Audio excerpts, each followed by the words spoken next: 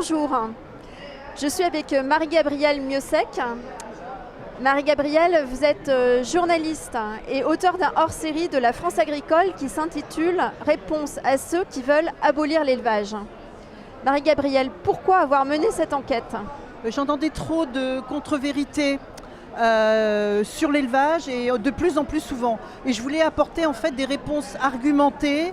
J'ai donc interviewé des scientifiques, des sociologues, des philosophes.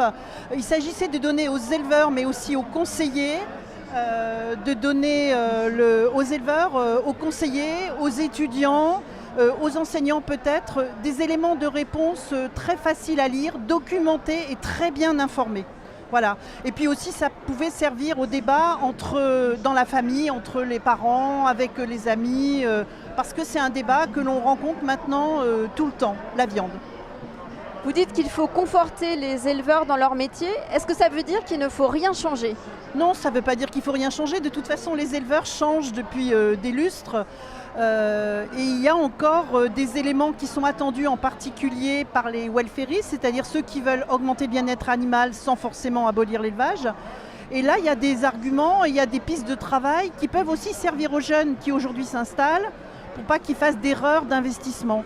Donc ce que les consommateurs attendent, c'est de la naturalité, c'est du plein air, c'est la fin des cages. Bon, tout ça, c'est à doser, à discuter, à réfléchir. Il y a parfois des contradictions, mais bon, ça vaut le coup d'essayer.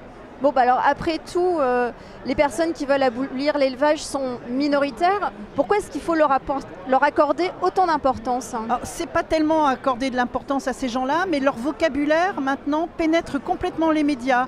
On dit plus carcasse, par exemple de vaches, on parle de cadavres, on parle de viol de vaches. Enfin, il y a des mots qui dépassent vraiment l'entendement pour la plupart des éleveurs, donc c'est important qu'ils aient des éléments de réponse.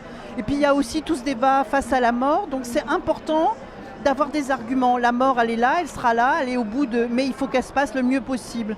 Et puis c'est important donc de pouvoir aussi se rassurer dans son métier et de se dire qu'on a tout à fait, nous les éleveurs, notre place sur cette terre. Merci Marie-Gabrielle Miossec.